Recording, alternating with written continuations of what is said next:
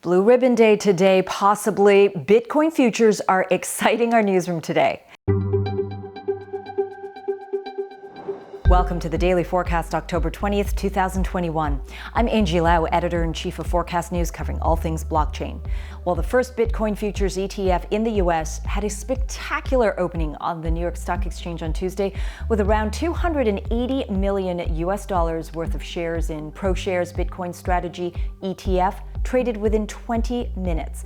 We're going to take a look at what's next on the ETF agenda and a whole lot more coming up. Let's get you up to speed from Asia to the world. First up, ProShares ETF knockout opening continued in that same fashion, with trading volume approaching $1 billion by the end of the day. And eager to get on the bandwagon, Grayscale Investments filed with the Securities and Exchange Commission to convert its Bitcoin trust into a Bitcoin Spot ETF, amid a turbo boost to the industry from these ETF developments. As of the time of this recording, Bitcoin inches ever closer to an all-time high. Forkast.News' Monica Ghosh has more. ProShares Bitcoin Strategy ETF went live on the New York Stock Exchange under the ticker BITO. But one expert told Forkast.News that as the ETF will only trade for the 7 hours per day that the New York Stock Exchange operates, it has limitations. It doesn't allow investors to capitalize on those big moves that occur outside of exchange trading hours, or alternatively stop out of positions, which to me is a very important part of trading, whether you're trading digital assets or you're trading conventional equities. Sycamore says while it was an inspirational start, he sees a spot Bitcoin ETF attracting a broader range of investors, including those who have already embraced digital assets. However, he says there won't be any rush from regulators in allowing that to happen. All of this has set Bitcoin's price on a tear, hovering within 2% of its all-time high. The price was at just under $64,000 Wednesday, midday Asia time. Jonathan Miller of Kraken says a combination of factors have benefited the cryptocurrency this year. More general awareness, security, easier pathways onto crypto. It's a confluence of things, and that's why we're here today. For Forkast.News, I'm Monica Ghosh. Meanwhile, an Australian Bitcoin trader dumped by his banks is continuing to raise a ruckus. Allan Flynn is forging forward with his crusade against being debanked because of his occupation as a trader of Bitcoins. Having been debanked around 20 times, Flynn decided to do something about it. And using anti-discrimination laws that only apply in Australia's capital territory, he has already settled a case with ANZ Bank. Westpac is next on his list. Forkast.News' Lachlan Keller has more from the man and the saga from Melbourne, Australia.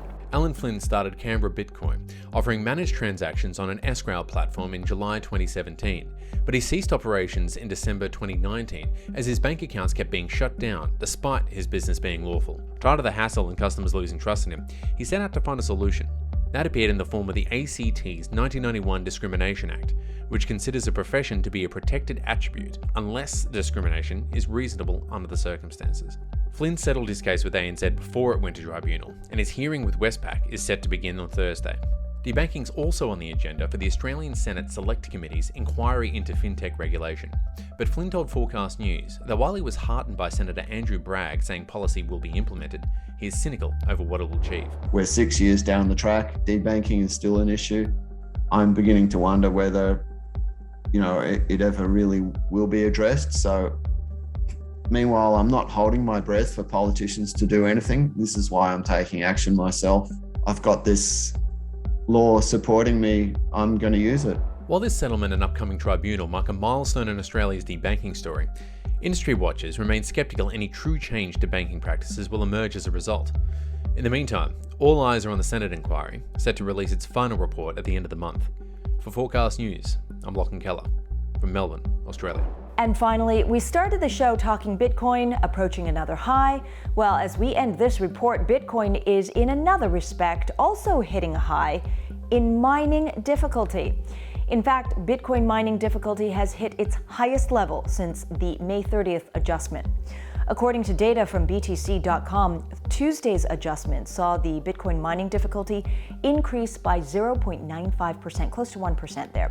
The difficulty level saw 4 consecutive declines immediately after China intensified its clampdown on the sector in May. Remember that? But this is the 7th increase in a row since then. These adjustments are highly correlated to changes we're seeing in the mining hash rate, which, as you may know, refers to the level of computing power required to mine. The more difficult mining is, the less profitable it becomes, and when the hash rate increases, mining difficulty typically follows. Now, according to data from blockchain.com, the hash rate began a nosedive mid-May, plunging from an all-time high of just over 180 million terahashes per second to a low of almost 85 million terahashes per second at the beginning of July. Now on Tuesday, that reading was back up to 144.4 million terahashes per second. That's a big jump. Now China may be slowing down, but the US is picking up the slack. It's recently emerged as a mining hotspot, with data from the Cambridge Center for Alternative Finance showing that the US accounted for 35.4% of the global hash rate share at the end of August. That is a huge leap up from the 16.8% it commanded in April. Those ripples from China's clampdown still not showing much of a sign of slowing down. It just means miners are popping up somewhere else in the world. And that's the daily forecast from our vantage point right here in Asia. Hit like, hit subscribe. We want to reach out to more and more subscribers. It helps us reach our goal to reach out to more of you, and we truly appreciate it. Visit Forkast.News. And by the way, I want to personally invite you to join our global virtual summit on November 10th. Very excited about it. Our entire team is. Shameless plug here, we've got some of the biggest names in blockchain joining us, including Don Tapscott, and if you check out his TED Talk right here on YouTube, you'll see why he's a big deal. We've got SBF, that's Sam Bankman-Fried of FTX joining us. We've got Alex Machinsky of Celsius. We've got newsmakers, blockchain leaders. We've got so many people. It is a live event with an opportunity to engage with Forkast and all of these newsmakers. Bitcoinandbeyond.io. The link is in the description below. So I hope you do register and join us there. In the meantime, I'm Forkast.News Editor-in-Chief Angie Lau. Until the next time.